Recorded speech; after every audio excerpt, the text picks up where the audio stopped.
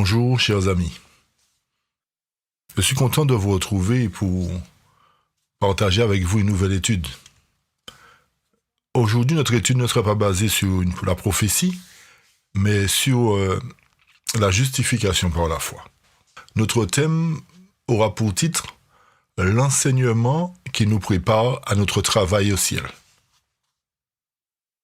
J'espère que l'étude concernant les sceaux, chers amis, a été pour vous d'un grand secours, vous a éclairé, cette étude vous a permis de comprendre clairement en quoi consistent les sceaux et quelle est la raison de la demi-heure de silence particulièrement. Je souhaite que vous puissiez continuer à partager ces études avec vos amis, vos parents, que vous puissiez continuer à écouter surtout ces études et à mettre en pratique particulièrement tout ce qui est dit pour notre édification, non seulement pour notre connaissance, mais pour notre édification dans le but de faire partie de ceux qui seront sauvés. Cela est très important. Comme d'habitude, juste avant de commencer, je vais vous inviter à prendre la position pour la prière, pour invoquer, chers amis, la présence de Dieu. Éternel Dieu Tout-Puissant, Dieu de bonté, de fidélité et d'amour. Je te remercie du fait que tu nous accordes le privilège de nous retrouver une fois de plus dans le but d'étudier ta parole, dans le but de recevoir de toi l'instruction qui nous permettra de grandir et de faire partie de ceux qui seront sauvés. Père, lave-nous, purifie-nous, pardonne-nous de nos transgressions et aide-nous à te ressembler en toutes circonstances à revêtir le caractère de Jésus-Christ. Fortifie chacun, remplis-nous de ta présence et que ton esprit une fois de plus nous guide et nous conduise dans toute la vérité. Je t'ai prié, Père, au nom de Jésus-Christ, ton Fils, et pour ta gloire éternelle. Amen.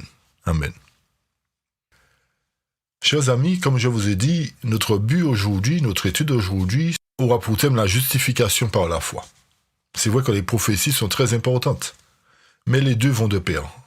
On ne peut pas parler de prophétie sans parler de justification par la foi, sans parler de ce que Jésus attend de nous comme changement qui doit être opéré dans notre vie, dans le but de notre futur travail au ciel.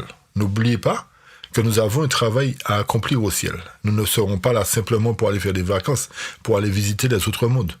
Mais nous aurons un travail particulier à accomplir au ciel.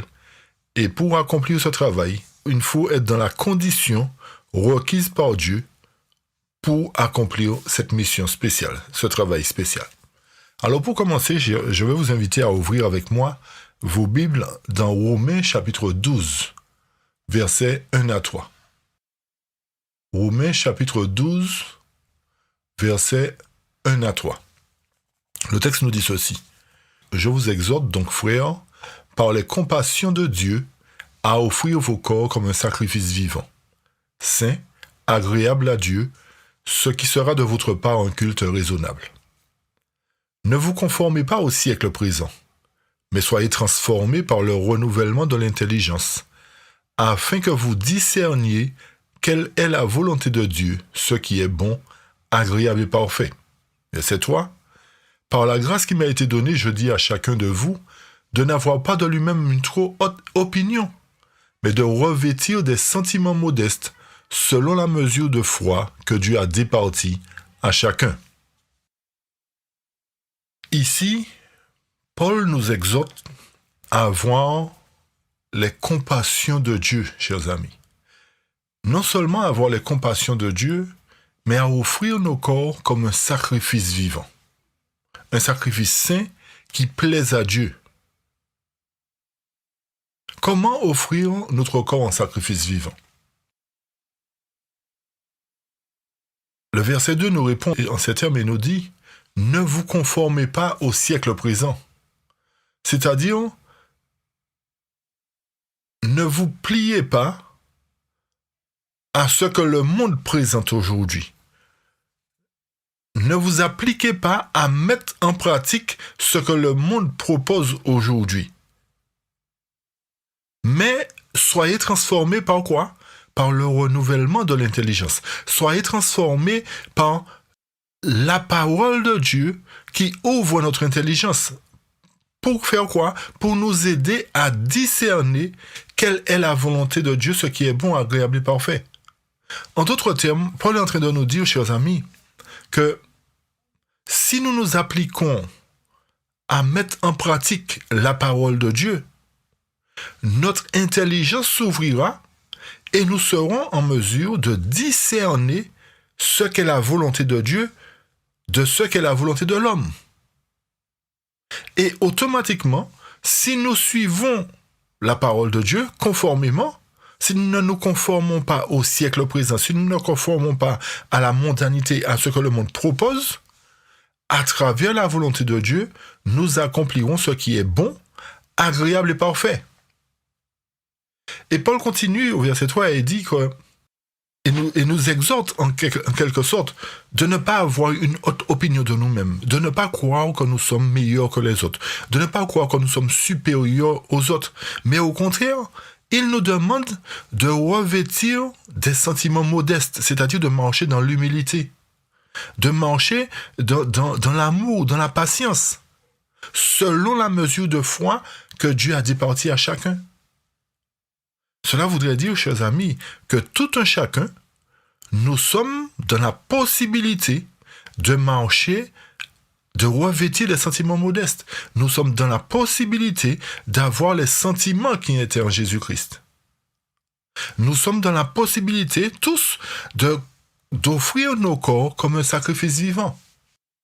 En fait, à partir de là, nous devons nous poser la question, est-ce que nous serons en mesure de séjourner dans l'attente de Dieu? Et c'est pour cette raison que David nous dit cela dans le psaume 15, chers amis. Le psaume 15 nous dit ceci.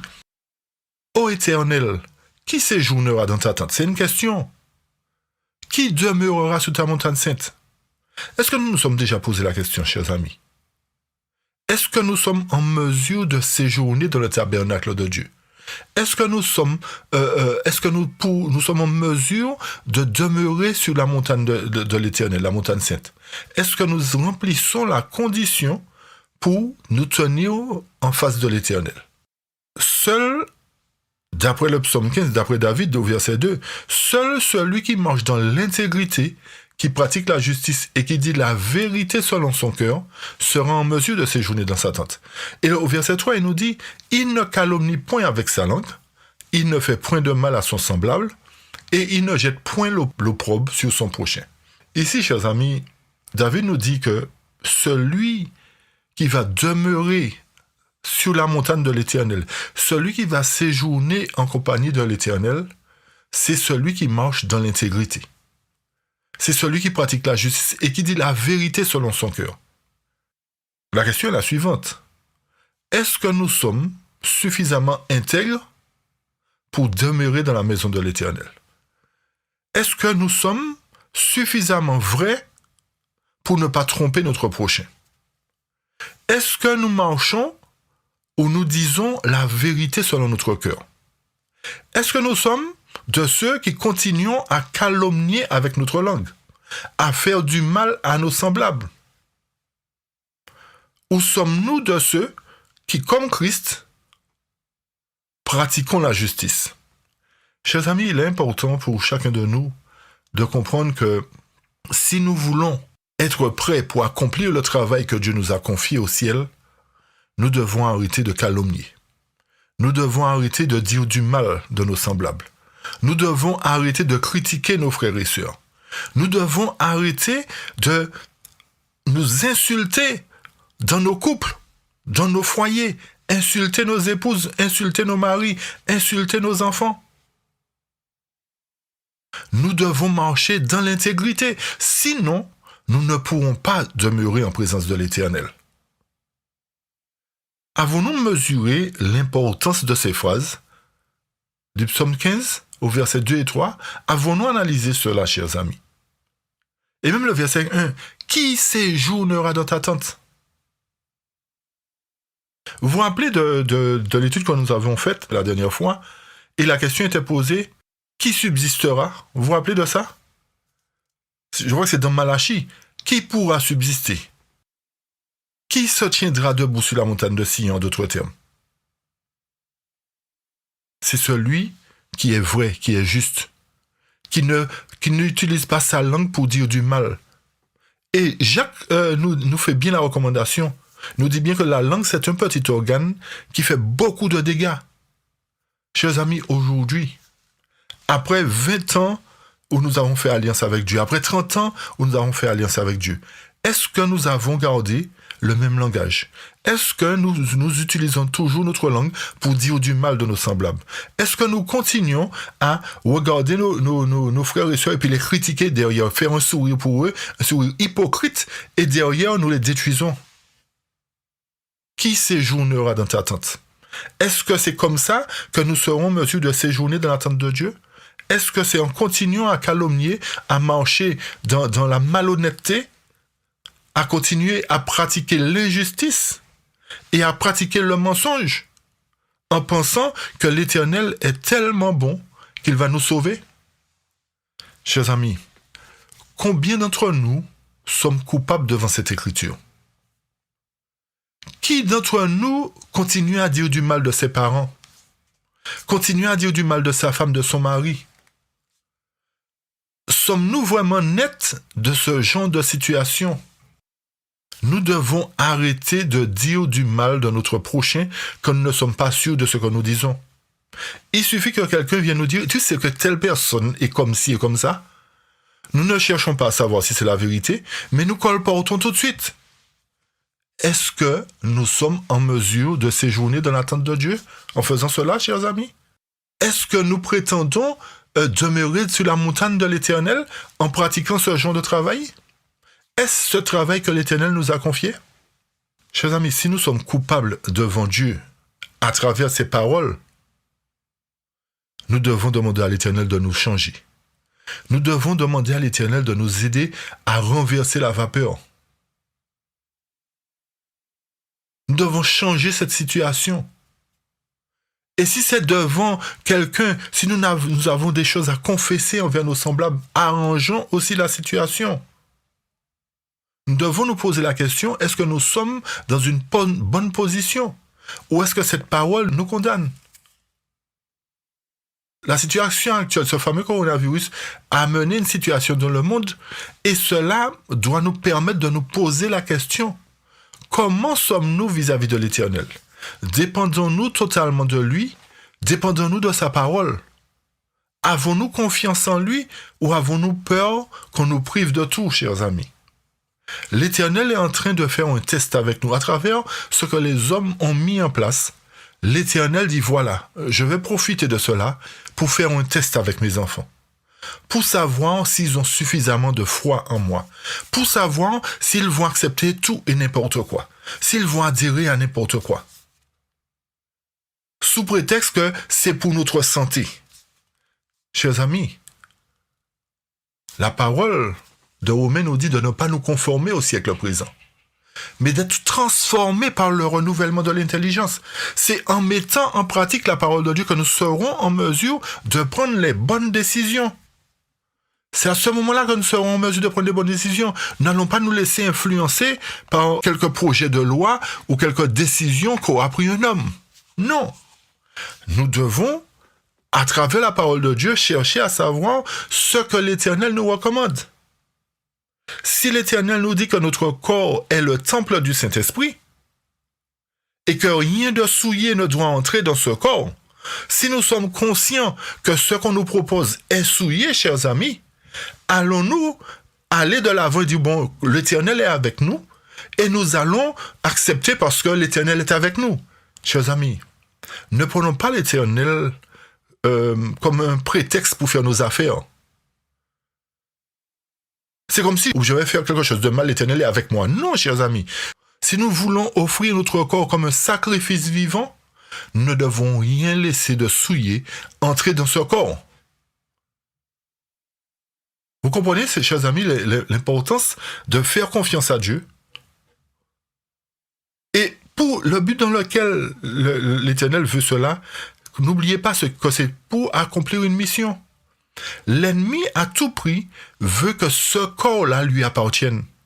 L'ennemi veut à tout prix que nous puissions être en porte-à-faux avec l'Éternel. Alors que Dieu nous demande d'offrir nos corps en sacrifice vivant, nous voulons offrir un corps maladif, un corps atteint de toute corruption, un corps souillé de toutes choses mondaines, et nous voulons présenter ce corps à Dieu. Rappelez-vous encore une fois, chers amis, que lorsque les enfants d'Israël présentaient une offrande, l'offrande devait être pure. Si nous devons offrir nos corps à l'Éternel, et nous savons que ce qu'on nous propose n'est pas en conformité avec ce que le corps doit accepter, ce que l'Éternel nous a recommandé, notre décision, c'est de nous mettre du côté de l'Éternel et de marcher selon ce que l'Éternel a dit. N'oubliez pas que je vous ai dit que ce qui est en train de se mettre en place là, ce que nous vivons aujourd'hui, chers amis, n'est encore rien à côté de ce qui va arriver bientôt. Et cela, l'Éternel se sert de cela pour nous tester, pour tester notre foi, pour tester notre confiance en lui, pour nous permettre de savoir à quel degré de foi nous en sommes. N'oublions pas que les vents sont retenus encore, chers amis, pour nous tester, pour nous sonder, pour nous préparer. Lorsque les vents seront lâchés, effectivement, la décision que nous prendrons à ce moment-là sera une décision finale. Si aujourd'hui, nous acceptons ce que l'homme nous propose, et nous allons lire un texte alors qui est très fort dans Témoignage pour les pasteurs, qui va nous montrer effectivement si nous devons aller faire telle chose ou pas. Si nous continuons, chers amis, à ne pas tenir au cas de la parole de Dieu, si nous continuons à faire ce que nous voulons et puis nous disons que nous offrons notre corps comme un sacrifice vivant, un corps maladif, un corps qui accepte tout, chers amis, nous sommes en problème devant l'Éternel. Nous sommes en train de renier l'Éternel quand nous faisons cela. Et l'Éternel nous dit dans Matthieu 5, versets 23 et 24, « Si tu présentes ton offrande à l'Éternel, et que tu te souviennes que ton frère a quelque chose contre toi, laisse là ton offrande devant l'autel, et va d'abord te réconcilier avec ton frère, puis viens présenter ton offrande. » Ici, nous voyons que Jésus nous parle et nous dit que si tu présentes ton offrande, cette offrande-là que nous présentons, ce n'est pas une offrande d'argent, chers amis. Retenez bien que ce n'est pas une offrande d'argent. Et que en présentant cette offrande, nous nous rappelons que nous avons quelque chose contre nos frères, nous avons quelque chose contre nos semblables. Nous devons prendre un temps de déposer nos offrandes, d'attendre de ne pas présenter cette offrande-là parce que ce sera une malédiction pour nous. Mais nous devons d'abord faire quoi? Nous réconcilier avec nos frères, nous réconcilier avec nos semblables. Chers amis, ici, l'Éternel est en train de nous montrer encore une fois que pour faire partie de son royaume, nous ne devons rien avoir à nous reprocher. Notre ennemi ne doit rien avoir à nous reprocher. Nos semblables ne doivent rien avoir à nous reprocher. Nous devons, comme nous dit la parole, être en paix avec tout le monde. Sommes-nous en paix dans nos foyers? Sommes-nous en paix avec nos enfants? Beaucoup de parents mettent dehors leurs enfants et vivent des années fâchés contre leurs enfants, ou vice-versa. Ou des maris vivent dans le même foyer avec leurs femmes et font chambre à part. Si donc tu présentes ton offrande à l'Éternel, et que tu te souviennes que ton mari a quelque chose contre toi, ou que ta femme a quelque chose contre toi, ou que ton frère a quelque chose contre toi, ou que ta mère a quelque chose contre toi, vas-tu continuer à prier l'Éternel et dire l'Éternel, pardonne-moi comme si je suis le plus saint des hommes et que ma femme est coupable ou que mon mari est coupable? Chers amis, allons-nous continuer à insulter l'Éternel de la sorte alors que nous sommes en problème avec nos frères et sœurs, dans nos foyers, dans nos familles? L'Éternel nous demande de laisser notre offrande et d'aller d'abord nous réconcilier avec notre frère. Pour quelle raison, chers amis? Pour quelle raison l'Éternel nous exhorte autant? Pourquoi l'Éternel nous donne tant d'informations? C'est parce que, encore une fois, nous avons un travail important à accomplir. Et pour accomplir cette mission, ce travail, cette mission-là que je parle, c'est pas la mission du grand cri, cette fois-ci, chers amis. C'est pas la mission du grand cri d'aller sauver le monde. Je parle d'une autre mission, d'un travail que nous devrions accomplir en compagnie de l'Éternel. Et pour accomplir ce travail, il nous faut être clean. Il nous faut être exempt de toute souillure, exempt de tout péché. c'est aussi la même situation que Dieu nous demande pour faire partie, pour proclamer le grand cri. Mais comme je vous dis, ce travail-là est un privilège en quelque part. Est un privilège que Dieu nous accorde d'accomplir ce travail avec lui. Ce sera un privilège pour nous. Vous allez le comprendre dans quelques instants. Alors, chers amis, la question que nous devons nous poser aujourd'hui, à travers tout ce qui est fait, tout ce qui se fait là, chers amis, est-ce que, si c'était la loi du dimanche, si c'était le dernier test que l'Éternel nous faisait, est-ce que nous serions conformes? Est-ce que nous serions aptes à être du côté de l'Éternel? Ou est-ce que nous serions dans le doute? Est-ce que nous serions dans la peur? Non, chers amis, nous devons prendre conscience aujourd'hui que le temps touche à sa fin. Et que par amour pour nous, l'Éternel est en train de nous faire passer les derniers tests pour savoir si nous sommes aptes à entrer avec lui dans son royaume. C'est ce que l'Éternel est en train de faire à travers les lois des hommes. L'Éternel est en train de nous sonder avant de nous amener devant la statue où nous aurons à choisir si nous nous prosternons ou pas, avant de nous amener devant la mer Rouge. Il teste notre foi, chers amis. C'est ce qu'il est en train de faire. Et remercions Dieu de cet amour qu'il opère pour nous, dans le fait qu'il teste notre foi, qu'il nous donne encore l'opportunité de considérer nos défauts pour les changer. Ne pensons pas que c'est des choses anodines qui se font là. Beaucoup d'entre nous paniquons. J'ai entendu beaucoup de personnes dire, est-ce que c'est peut-être la loi du dimanche qui est là? Chers amis, les vents ne sont pas encore lâchés. Mais c'est un avant-goût, simplement, de ce que ce sera quand les vents seront lâchés. Quand les lois seront appliquées, là, il n'y aura pas de Sénat pour revenir sur les décisions. Il n'y aura pas de Parlement pour revenir sur les décisions. Les lois qui seront votées seront définitives. Et c'est là que nous saurons si nous sommes véritablement aptes à être sauvés, à faire partie des élus de Dieu ou pas. Et la raison pour laquelle l'Éternel nous sonde encore, nous teste encore, c'est pour savoir si nous avons suffisamment de foi en lui, et particulièrement si nous avons fait la paix avec lui et avec nos semblables. Parce qu'il ne suffit pas de dire « je crois en Dieu, j'ai fait la paix avec Dieu » et que nous soyons en guerre avec nos semblables.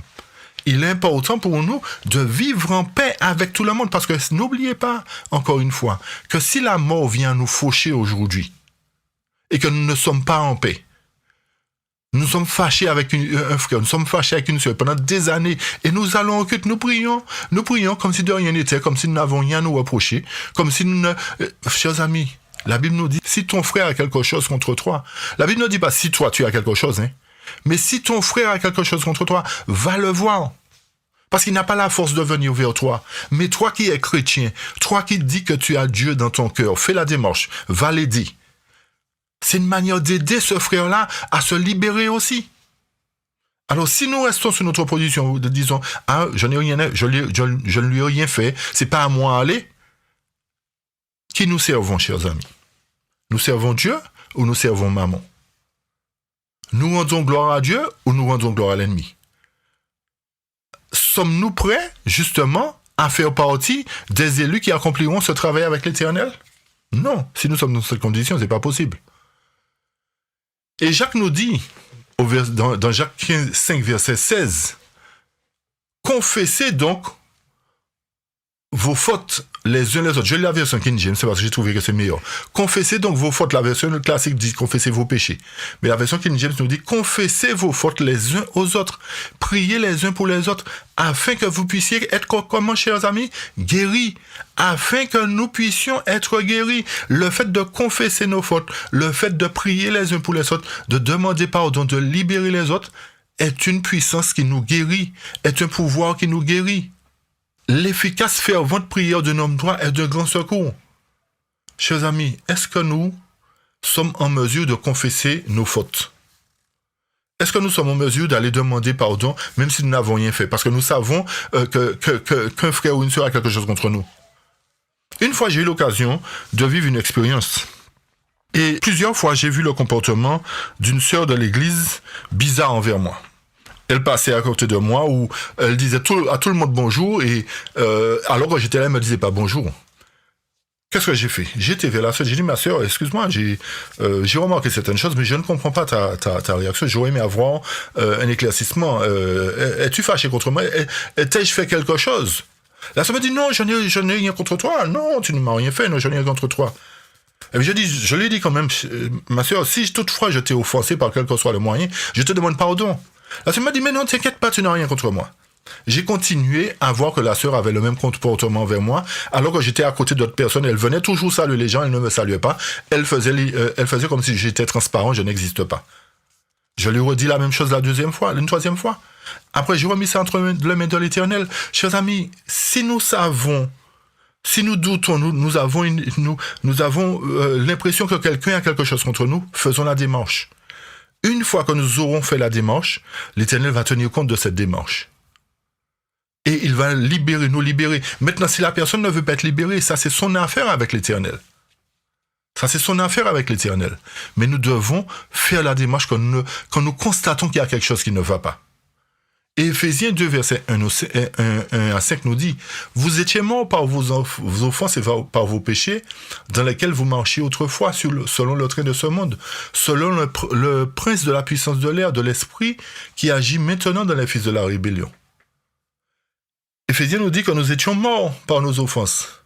Le fait que nous marchions dans nos péchés, comme autrefois, c'était dû au prince de la puissance de l'air, c'était dû à l'ennemi. Tout cela était dû à l'ennemi qui continue à agir dans les fils de la rébellion. Et le verset 3 nous dit, « Nous tous aussi, nous étions de leur nombre. » Si le texte nous dit que nous étions de leur nombre, c'est que nous ne faisons plus partie de leur nombre. Ok? Si nous ne faisons plus partie de leur nombre, nous devons avoir un comportement différent. Le texte continue et nous dit « Et nous vivions autrefois selon la convoitise de notre chair, accomplissant les volontés de la chair de nos pensées, et nous étions par nature des enfants de colère comme les autres. » Mais le verset 4 nous dit « Mais Dieu qui est riche en miséricorde à cause du grand amour dont il nous a aimés, nous qui étions morts par nos offenses, nous a rendus à la vie avec Christ. C'est par grâce que vous êtes sauvés. » Chers amis, aujourd'hui, l'Éternel nous a sauvés par grâce. Si l'Éternel nous a sauvés par grâce, nous ne sommes plus enfants de la rébellion. Nous ne sommes plus conduits par l'ange de la puissance de l'air. Nous ne sommes plus conduits par Satan. Nous ne faisons plus partie de leur nombre. Nous ne devons pas vivre comme autrefois. Nous ne devons plus accomplir les convoitises de notre chair. Cela sous-entend que tout ce qui est contraire à l'esprit ne doit plus habiter en nous.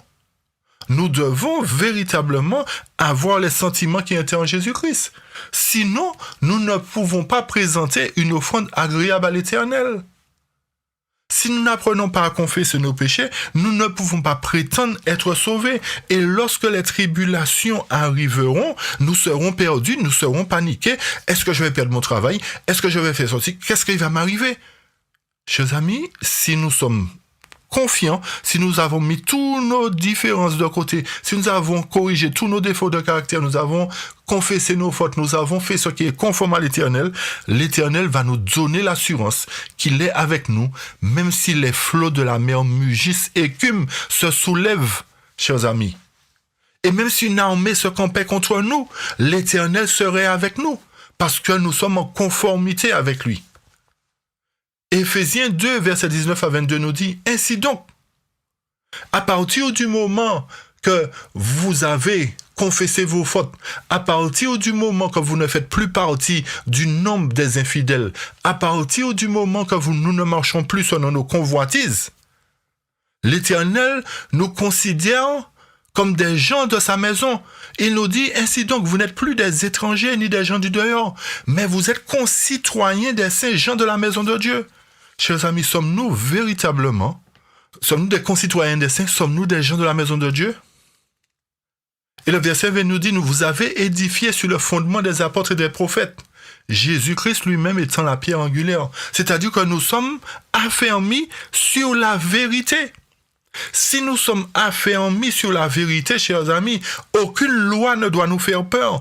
Aucun gouvernement, quel qu'il soit, ne doit nous ébranler notre foi. Aucun gouvernement, quelle que soit la décision qu'il prendra, ne doit nous faire vaciller. Parce que nous sommes édifiés sur le fondement des apôtres et des prophètes, l'Ancien et le Nouveau Testament. Et Jésus même étant lui-même la pierre angulaire. En lui, tout l'édifice bien coordonné s'élève pour être un temple saint dans le Seigneur. Nous sommes des temples saints aujourd'hui, chers amis, si nous marchons en conformité, parce que l'Éternel nous a rachetés. Nous ne sommes plus de ce monde. Nous appartenons à l'Éternel. Nous sommes concitoyens des saints. Nous faisons partie de la maison de Dieu. Et à partir de ce moment-là, nous sommes édifiés, nous-mêmes, pour être une habitation de Dieu en esprit. Et à partir de ce moment-là, l'offrande que nous présenterons sera une offrande d'agréable odeur. Et Romains nous dit, Romains 8, versets 5 à 10 nous dit, « Ceux en effet qui vivent selon la chair s'affectionnent aux choses de la chair, tandis que ceux qui vivent selon l'esprit s'affectionnent aux choses de l'esprit. Et l'affection de la chair, c'est la mort, tandis que l'affection de l'esprit, c'est la vie et la paix. Car l'affection de la chair est inimitié contre Dieu parce qu'elle ne se soumet pas à la loi de Dieu et qu'elle ne le peut pas. Ici, nous voyons que si nous continuons à vivre selon nos désirs, selon nos convoitises, si je ne prends pas le vaccin, je ne pourrai pas aller au restaurant, je ne pourrai pas faire ceci, je ne pourrai pas faire cela. Chers amis, la mission que Dieu nous a donnée, c'est quoi faire? Aller nous amuser, aller au restaurant, aller au théâtre, aller au cinéma, c'est quoi la mission, chers amis? N'oublions pas que chaque chose que nous faisons qui n'est pas en conformité avec l'Éternel, où nous perdons notre temps, parce que l'Éternel nous dit qu'il va nous redemander le temps que nous avons gaspillé. Je ne dis pas de temps en temps de ne pas aller prendre un repas avec un ami. C'est pas ça, chers amis, avec un ami. C'est pas ça. Mais beaucoup de personnes courent faire telle chose parce que telle personne a dit, d'accord? Et nous voulons tellement pas être exclus que nous adhérons à n'importe quoi. Si nous continuons à affectionner les choses de la chair, chers amis, l'Esprit de Dieu ne peut pas habiter en nous. Et nous ne pouvons pas être en conformité, nous ne pouvons pas vivre dans la paix. Nous serons anxieux, nous serons déboussolés. Rappelez-vous que l'affection de la chair est en contradiction avec Dieu, chers amis, parce qu'elle ne se soumet pas à la loi de Dieu. Et le texte continue et nous dit, « Or, au verset 8, Romains 8, verset 8, « Or, ceux qui vivent selon la chair ne sauraient plaire à Dieu. » Vous avez compris? Si nous continuons à vivre selon la chair, nous ne pouvons pas plaire à Dieu. Pour vous, vous ne vivez pas selon la chair, mais selon l'esprit. C'est-à-dire, qui c'est, chers amis? Qui c'est qui vivent selon l'esprit? Qui ne continuent pas à vivre selon la chair, mais selon l'esprit? C'est ceux qui, d'après Éphésiens, qui ne sont plus étrangers, qui sont des gens de la maison de Dieu, qui sont concitoyens des saints. Ce sont ces gens-là que Romains cite. Or, ceux qui vivent selon la chair, nous dit Romains, ne sauraient plaire à Dieu. Pour vous, vous ne vivez pas selon la chair, mais selon l'esprit. Si du moins, l'esprit de Dieu habite en vous. Alors, on a beau dire oui, on vit selon l'esprit, mais si effectivement l'esprit de Dieu habite en nous, cela va se remarquer. Par nos décisions, par nos actes, par le fait que nous serons en paix avec tout le monde, par le fait que nous allons confesser nos fautes envers nos semblables, par le fait que nous n'allons plus critiquer nos semblables, par le fait que nous vivons en paix, en conformité. Et le texte nous dit, si quelqu'un n'a pas l'esprit de Christ, il ne lui appartient pas. Chers amis, réfléchissons bien. Avons-nous l'esprit de Christ en nous? Avons-nous l'esprit de Christ en nous si nous sommes en contradiction avec sa parole, si nous sommes fâchés avec nos semblables, si nous continuons à vivre, à penser que les autres sont mauvais, que nous sommes bons, avons-nous l'esprit de Christ en nous? Et le verset 10 nous dit, et si Christ est en vous, si Christ est en nous, le corps, il est vrai, est mort à cause du péché, mais l'esprit est vie à cause de la justice. C'est-à-dire, cette enveloppe charnelle que nous avons là, cette enveloppe-là, en fait, n'a aucune valeur devant Dieu. Mais c'est l'esprit qui est dans cette enveloppe-là qui est important pour Dieu. C'est l'esprit qui guide le corps, chers amis. Si Christ est en nous, le corps est mort. Pourquoi? Parce que l'esprit guide le corps. Et si l'esprit de Christ habite en nous, notre corps sera mort au péché, chers amis, parce que l'esprit de Christ habite en nous. Et lorsque l'esprit de Christ habite en nous, notre corps ne vit plus. Il est décédé, il est enterré, il est poussière. Il ne peut plus avoir accès. Il ne peut plus nous pousser, nous amener. En fait, un corps sans esprit peut faire quelque chose, chers amis. Soyons logiques. Un corps sans esprit peut faire quelque chose? Non. C'est l'esprit qui guide le corps. Alors, quand nous péchons, nous disons, la chair est faible, hein? La chair est faible, la chair fait d'elle-même ses affaires. Vous avez déjà vu la chair partir tout seul faire quelque chose? Non. C'est parce qu'il y a un esprit qui le guide. Et si c'est l'esprit de Christ qui guide la chair ne va rien faire de mal. Mais si c'est l'esprit charnel qui vit dans la chair, eh bien, forcément, la chair va aller faire quelque chose. Vous comprenez? C'est pour cette raison qu'Éphésiens 6, verset 10 à 18 nous dit, au reste, c'est-à-dire ceux qui décident d'être fidèles, au reste, fortifiez-vous dans le Seigneur et par sa force toute puissante. Revêtez-vous de toutes les armes de Dieu, chers amis. Revêtons-nous de toutes les armes de Dieu. Pour quelle raison? Afin de pouvoir tenir ferme contre les ruses du diable. Afin que lorsque le diable va mettre cette tentation devant nous, l'esprit de Christ qui est en nous va dire à la chair, tu arrêtes, hein? Tu ne marches pas, tu ne bouges pas, hein? Fais attention. C'est moi qui contrôle, c'est l'esprit, c'est même pas moi, c'est l'esprit de Dieu qui contrôle. Alors tu n'as pas intérêt à te laisser, non, parce que c'est l'esprit de Dieu qui contrôle. Le verset 12 nous dit que nous n'avons pas à lutter contre la chair et le sang. Mais contre qui? Contre les dominations, contre les autorités. Chers amis, contre qui nous avons à lutter? Contre les dominations, contre les autorités. Qu'est-ce que fait l'autorité aujourd'hui, chers amis? Qu'est-ce que fait l'autorité aujourd'hui? Est-ce que l'autorité va dans le sens de Dieu? En faisant tout ce qu'il fait, en mettant en place tout ce qu'il veut, toutes ces choses qui veulent opprimer son peuple. Est-ce que nous ne sommes pas en guerre contre l'autorité aujourd'hui? Nous n'avons pas à lutter contre la chair et le sang, mais contre qui? Contre les dominations. Qui sont ceux qui veulent dominer aujourd'hui, chers amis? Et nous disons que nous n'avons pas de parole nous n'avons pas de texte biblique qui nous dit de ne pas faire ceci, de ne pas faire cela. Le texte ne va pas nous dire clairement ne prenez pas ceci, ne prenez pas cela, mais le texte nous dit contre qui nous devons lutter. Contre les dominations, contre les autorités. Qui font quoi? Qui veulent nous obliger à faire des choses qui ne vont pas dans le sens de Dieu. Nous n'avons pas lutté contre le sang, la chair et le sang. C'est pas contre ma chair, c'est pas ma chair qui me fait pécher d'elle-même, comme je vous ai dit. C'est l'esprit qui anime derrière, c'est l'esprit qui est derrière. Quel esprit qui est derrière? Si c'est l'esprit de Dieu, la chair va pas pécher. Si c'est l'esprit du mal, nous allons automatiquement pécher. Et le texte nous dit, nous avons lutté contre qui? Les dominations, les autorités, contre les princes de ce monde de ténèbres, contre les esprits méchants dans les lieux célestes. Qui c'est qui anime les hommes aujourd'hui à faire ce qu'ils font? Ce n'est pas ce genre de choses que nous voyons aujourd'hui? Alors, analysons bien. Quelle est la décision que nous devrions prendre, chers amis? Quelle est la décision que nous devrions prendre? Et Paul nous dit, au verset 13, c'est pourquoi prenez toutes les armes de Dieu afin de pouvoir résister dans les mauvais jours et tenir ferme après avoir quoi? Tout surmonté. Aujourd'hui, il y a une menace de licenciement si nous ne faisons pas telle chose. Il y a des menaces si nous n'appliquons pas ce que les autorités disent, nous allons subir des choses. Chers amis, l'Éternel nous dit de prendre toutes les armes de Dieu. Pourquoi? Parce que l'ennemi est en train de se manifester aujourd'hui. Il commence à montrer le bout de son nez. Cela ne veut pas dire qu'il ne se montrait pas au départ, mais là, de plus en plus, il va commencer à se manifester à travers des lois oppressives, à travers des décisions qui vont assujettir le peuple de Dieu, qui vont opprimer le peuple de Dieu. Et l'Éternel va se servir de ça pour nous tester, chers amis, pour nous montrer qu'il est là et que nous devons nous confier en lui. Parce qu'il a des promesses en réserve pour nous. Il a des choses qu'il a mis en place pour nous. Et si nous comptons sur l'Éternel, quelles que soient les décisions que prendront les hommes, l'Éternel sera avec nous. L'Éternel va nous délivrer.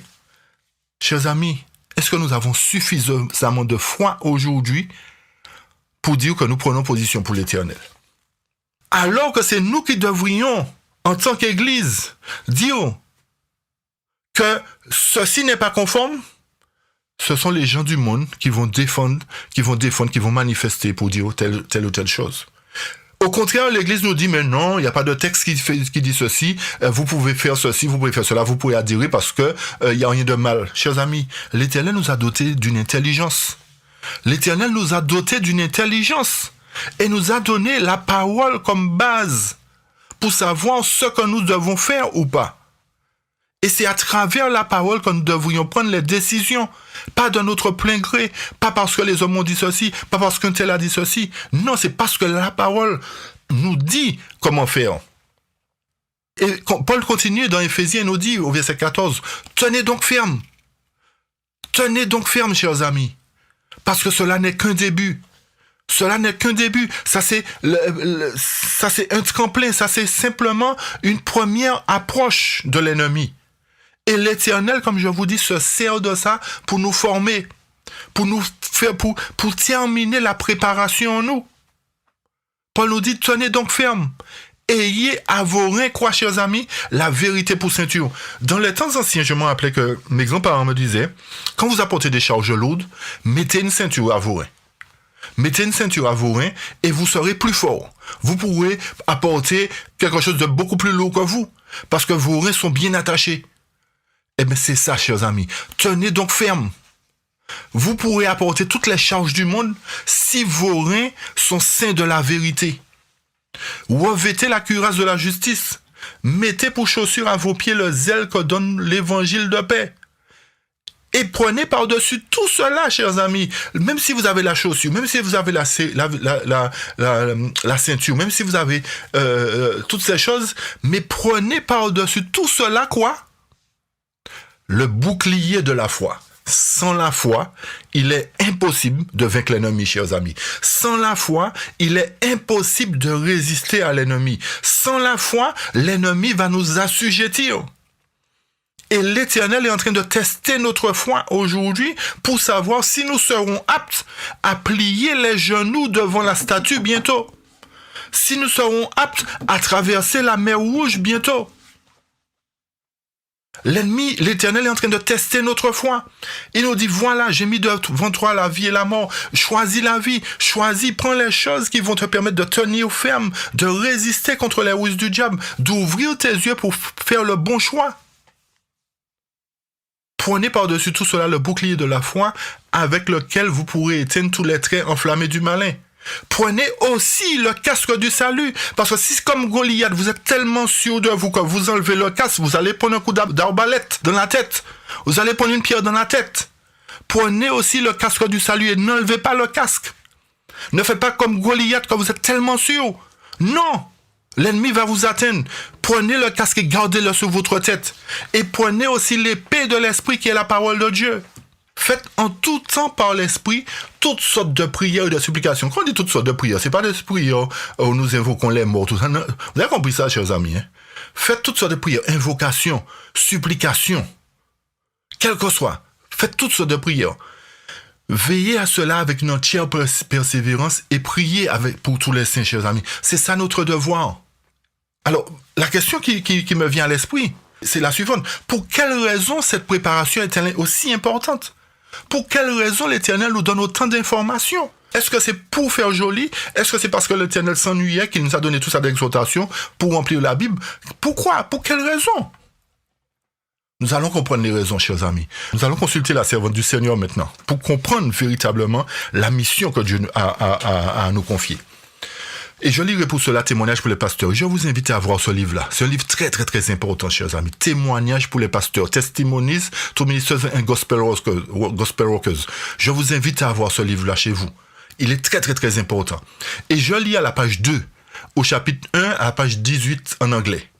Le texte nous dit, les anges de Dieu, les séraphins et les chérubins, les pouvoirs commissionnés pour coopérer avec les agents humains, contemplent avec étonnement et joie comment les hommes déchus, autrefois fils de la colère, sont en train de développer, grâce aux enseignements de Christ, des caractères à la ressemblance divine pour être fils et filles de Dieu, pour développer une participation importante dans les occupations et les plaisirs du ciel. Vous voyez, chers amis, que nous aurons à participer à des occupations, à participer à une œuvre importante dans le ciel, à avoir des occupations importantes au ciel. Et qu'est-ce qui se passe, chers amis? Les anges de Dieu qui sont là, les séraphins, les chérubins, qui sont là, qui sont commissionnés pour coopérer avec nous, qu'est-ce qui se passe? Ils sont en train de contempler avec étonnement et joie comment nous qui étions pécheurs, nous qui étions autrefois fils de la colère, l'Éternel nous a rachetés et nous amène à travers ses enseignements à avoir un caractère à la ressemblance divine. C'est-à-dire les anges sont étonnés de cela, de fait que nous étions perdus, l'Éternel nous a rachetés, l'Éternel nous a sauvés pour être à sa ressemblance, pour être fils et filles de Dieu. Les anges sont étonnés de cela. Et le texte, bon, en fait, j'ai inversé les paragraphes, mais le premier paragraphe nous disait, le Seigneur est en train de faire des expériences dans les cœurs humains au moyen de la manifestation de sa miséricorde et de sa grâce abondante. Qu'est-ce que l'Éternel est en train de faire, chers amis? Des expériences dans nos cœurs de pécheurs. Il est en train de faire un travail de conversion en nous.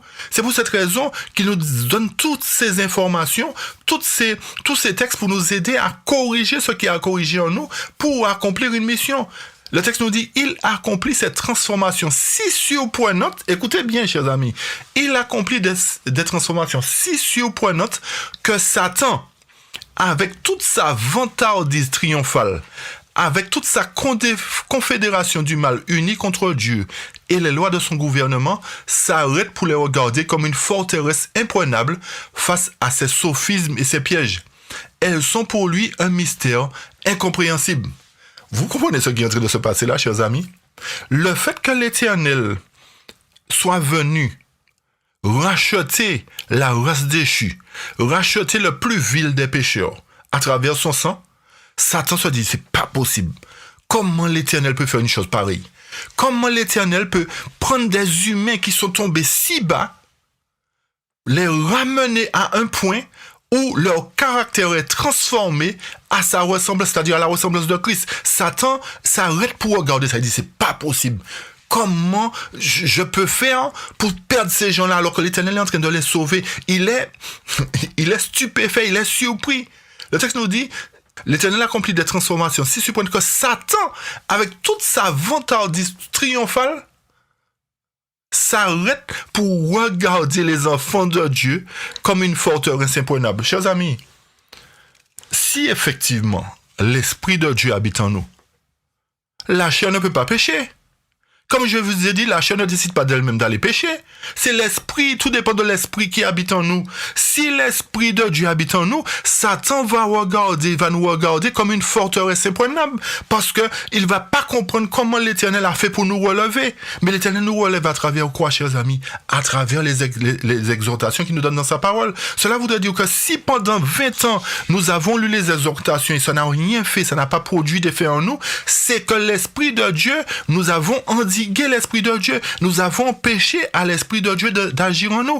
Et nous avons laissé l'Esprit du mal continuer à faire son travail. Il ne peut plus nous regarder comme une forteresse imprenable à ce moment-là. Vous comprenez ce qui se passe, chers amis?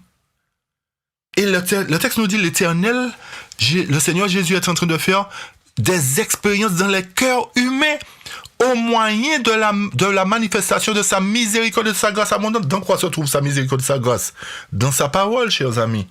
Cela nous montre qu'il est important pour nous aujourd'hui de mettre en pratique la parole de Dieu. Il est très important de mettre en pratique la parole de Dieu.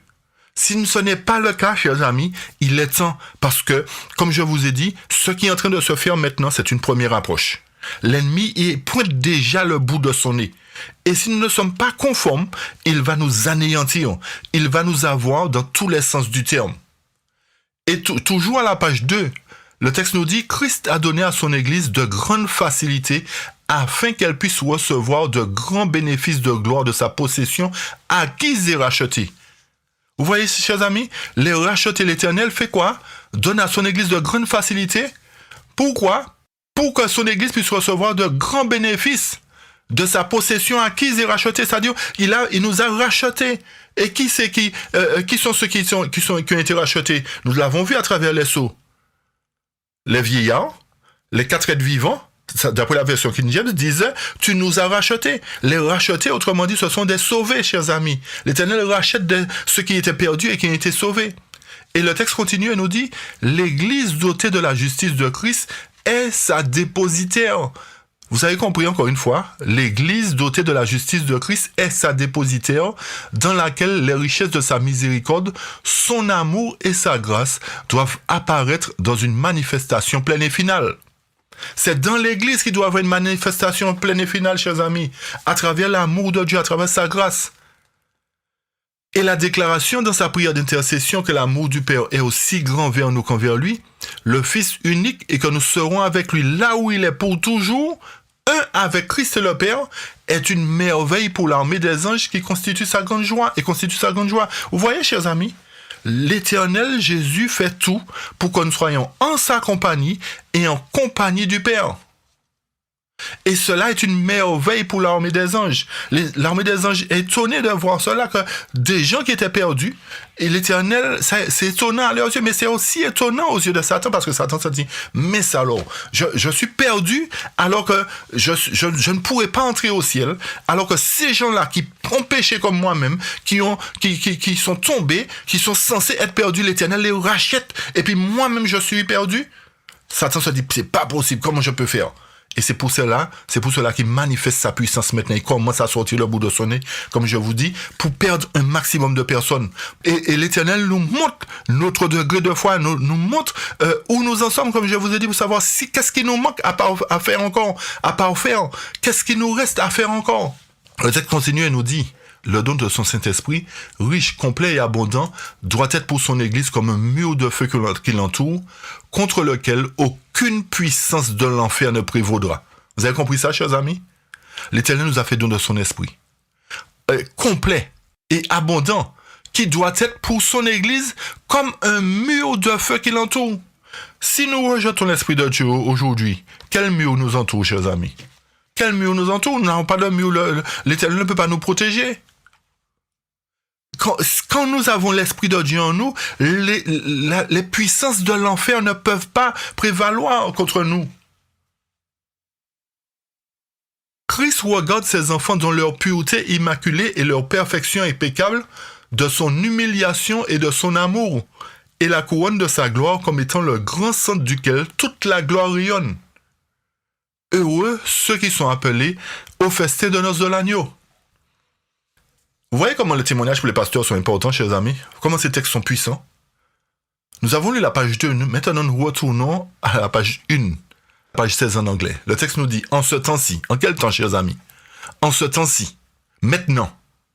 Maintenant, chers amis, en ce temps-ci, l'Église doit revêtir ses beaux vêtements, Christ notre justice.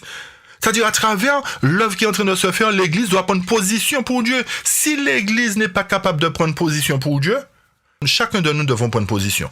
En ce temps-ci, parce que ce temps-ci commence à être un temps difficile. Ce n'est pas encore le temps de trouble, mais c'est un temps qui le précède.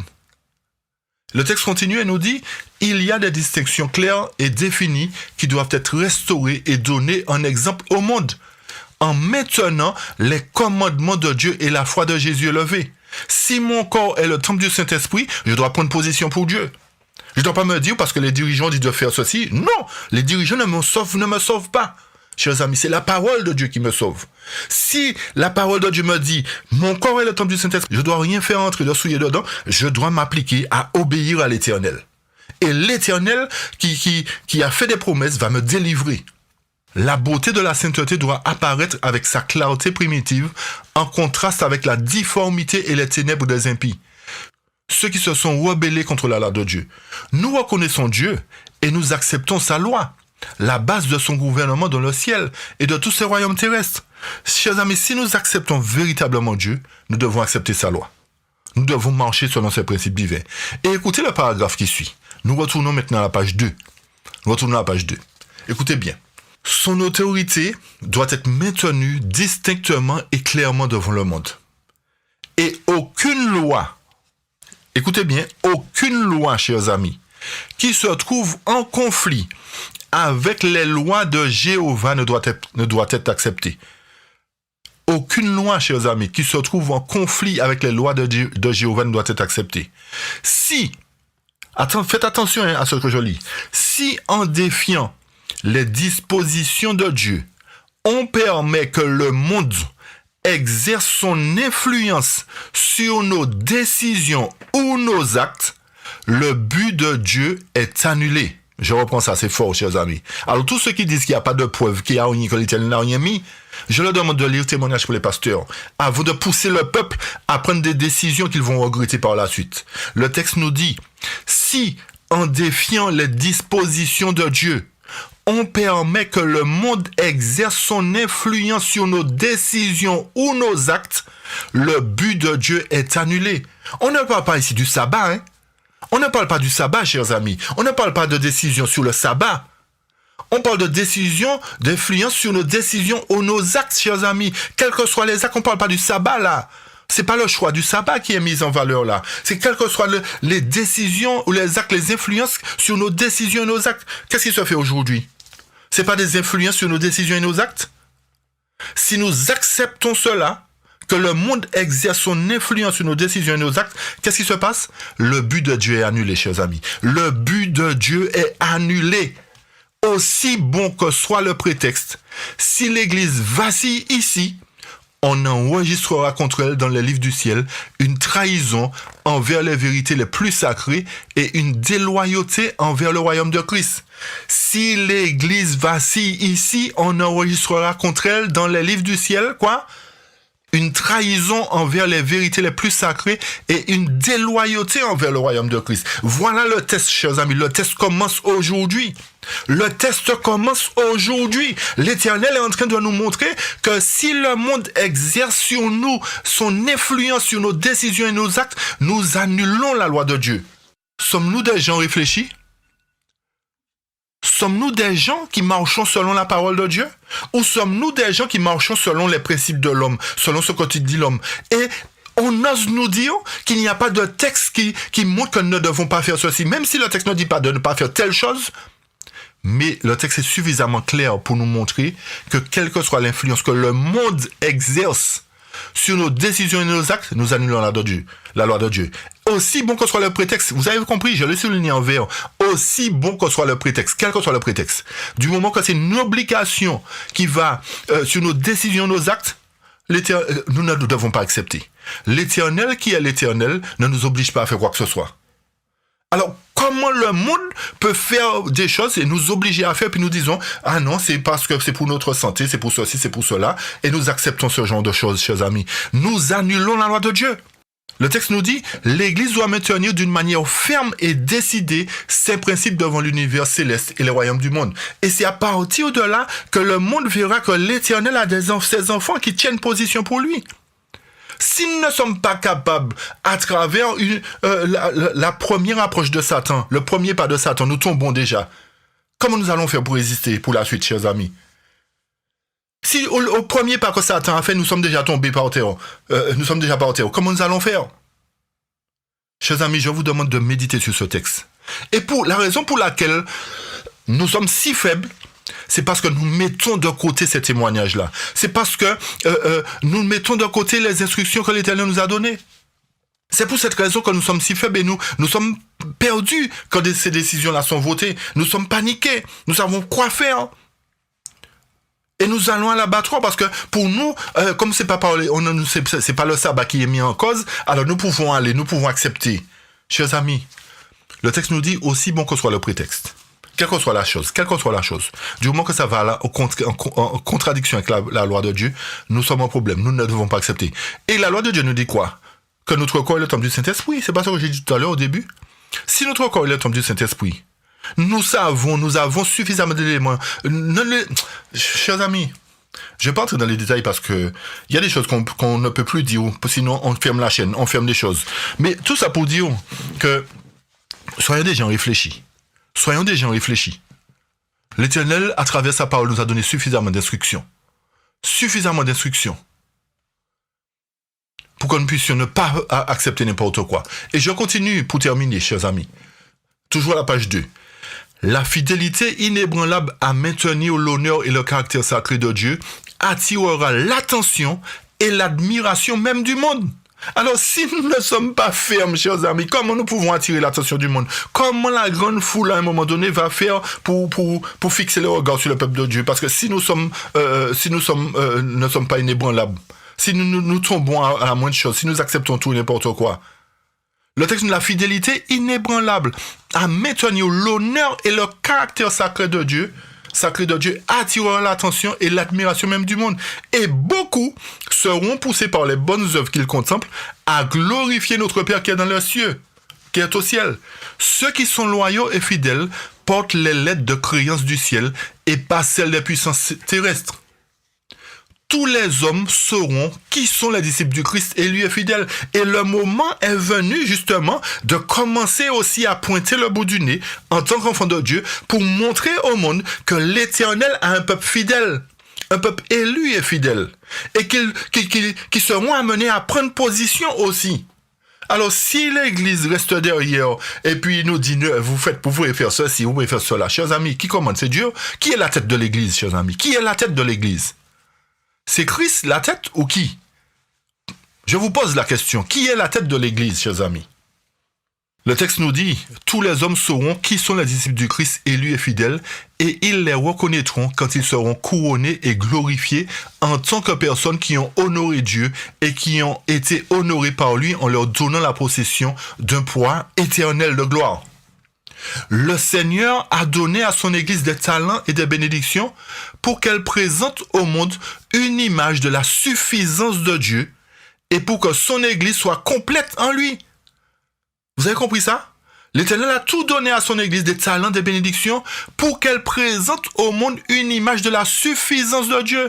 Mais si nous sommes faibles aujourd'hui, quelle image nous devons nous donner au monde? Nous donnons une image faussée de Dieu, chers amis. Nous donnons une image d'un Dieu faible, d'un Dieu qui n'est pas capable de nous délivrer. Le texte nous dit, en fait, que l'Éternel nous a accompli de bénédictions pour présenter devant le monde une image de la suffisance de Dieu, un exemple constant d'un autre monde. Le monde éternel, régi par des lois supérieures aux lois terrestres. Et écoutez bien le paragraphe qui va suivre, chers amis. C'est pas moi qui l'ai écrit, mais écoutez bien. Son église doit être un temple élevé à la ressemblance divine.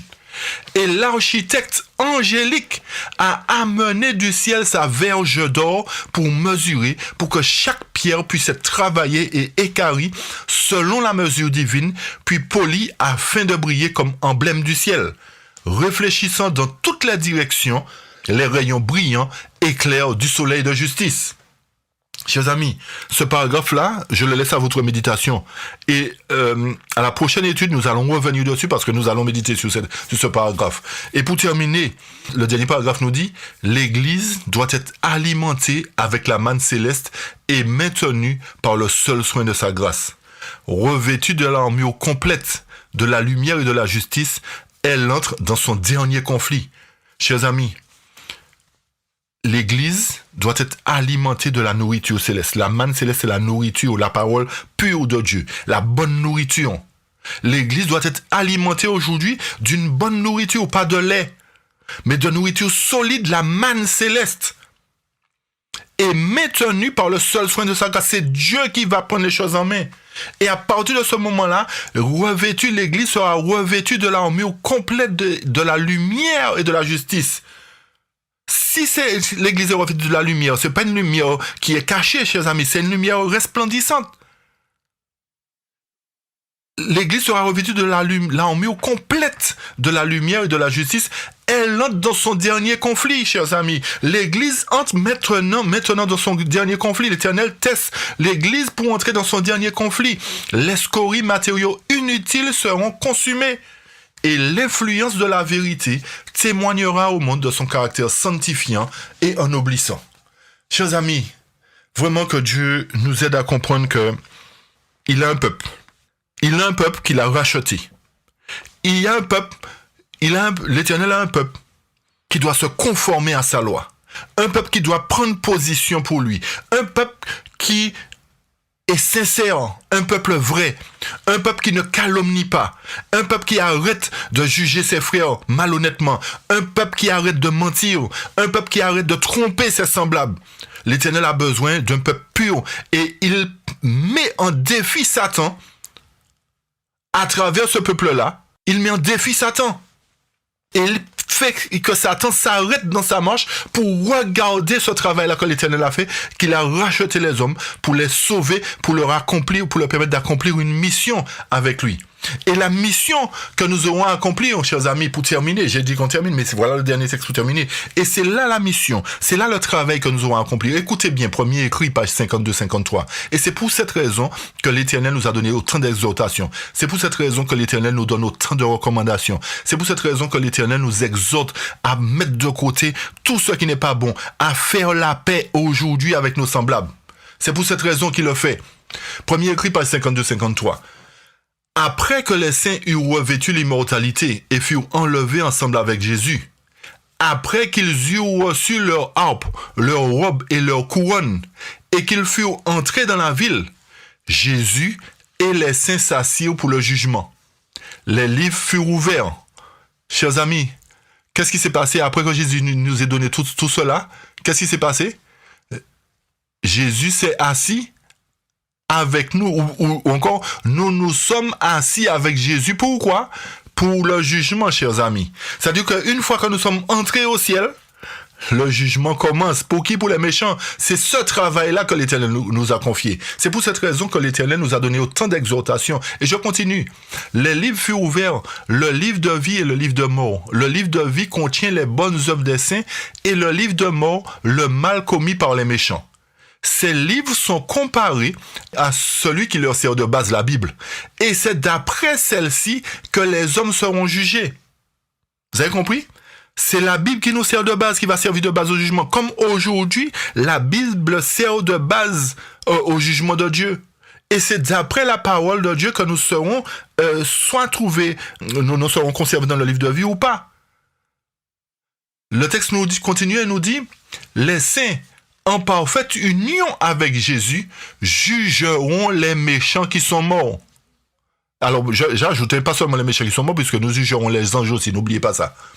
Contemplez, dit l'ange, les saints qui jugent avec Jésus et décident du sort des méchants.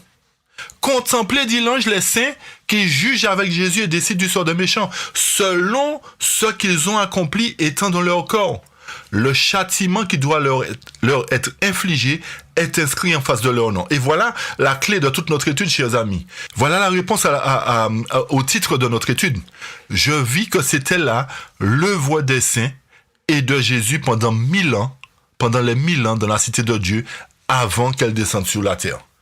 Chers amis, notre mission c'est quoi? Notre travail, d'après le titre, c'est quoi? Notre travail c'est quoi d'après le titre, chers amis?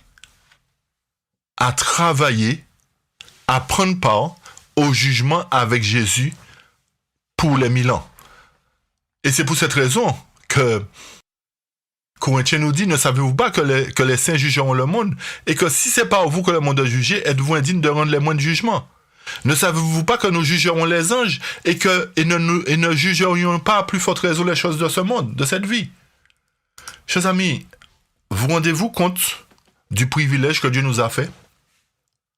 Vous rendez-vous compte que nous étions perdus et que Jésus nous a rachetés? Il nous a pris, nous a lavés, nous a purifiés pour nous amener à faire avec lui cette œuvre de jugement? Vous êtes-vous rendu compte de ce privilège que Dieu nous fait de juger les méchants? Ce n'est pas accordé à n'importe qui d'entrer dans un tribunal, de servir de jury, chers amis. Ce n'est pas donné à n'importe qui.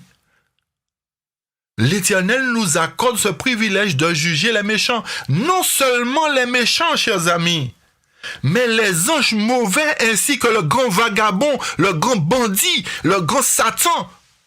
L'Éternel va nous permettre de juger Satan qui nous accuse aujourd'hui faussement.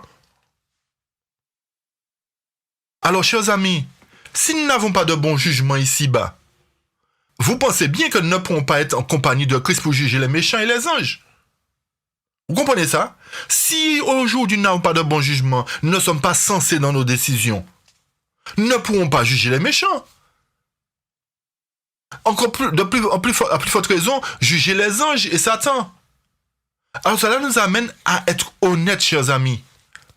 Si notre frère, notre soeur, notre mari ou notre femme ou notre enfant a fait quelque chose qui n'est pas correct, allons-nous garder la bouche fermée sous prétexte que c'est notre enfant, c'est notre mari ou notre femme, nous allons camoufler cela, mais non, on va arranger les affaires, on va machin.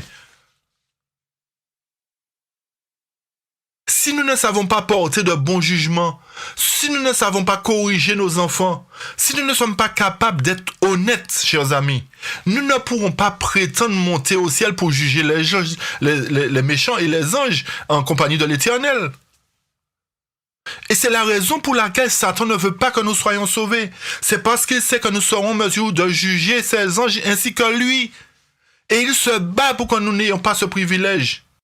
Il se bat pour que nous n'ayons pas ce privilège, chers amis.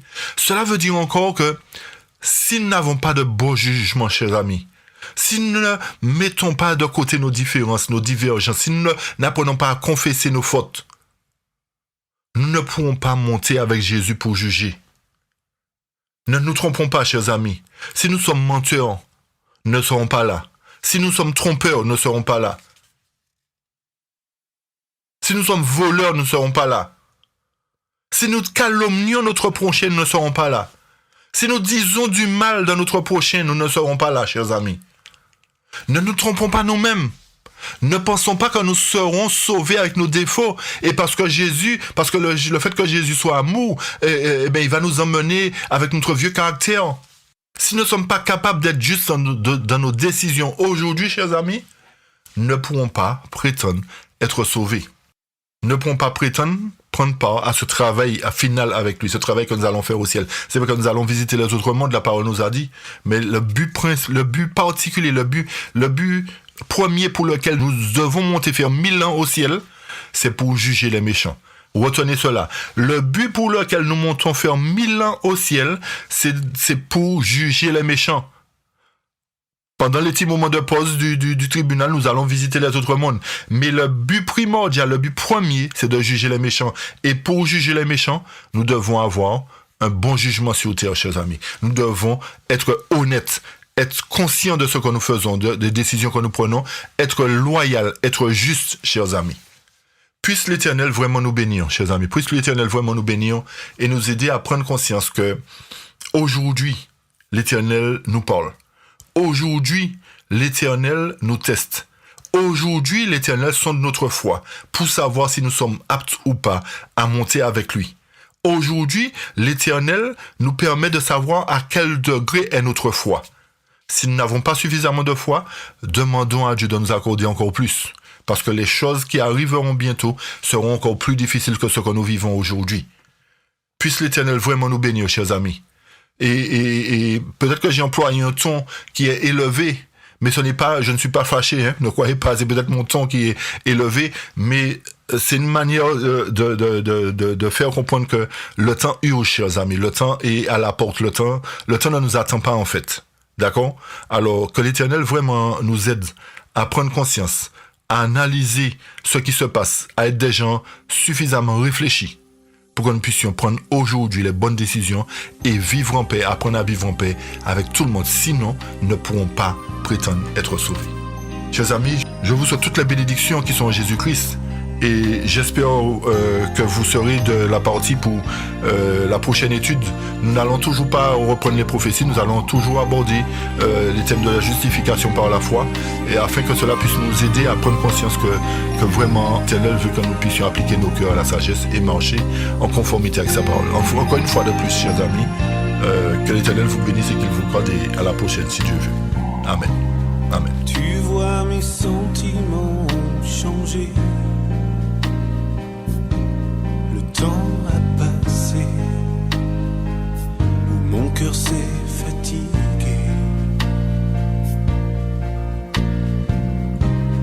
Comme j'aurais aimé que l'on me dise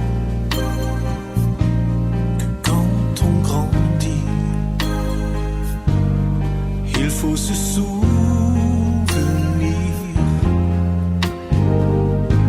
que rien ne dure à part la grâce de Dieu par laquelle je me tiens en Jésus. Je sais que je tomberai sûrement, mais sans ta grâce qui m'a sauvé.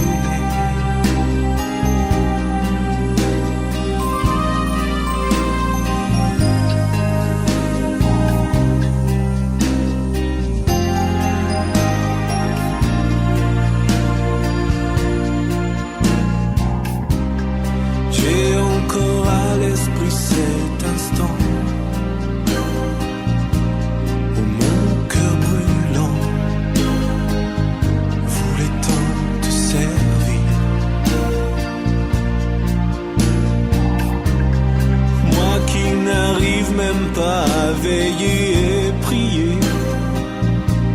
Qui sait si demain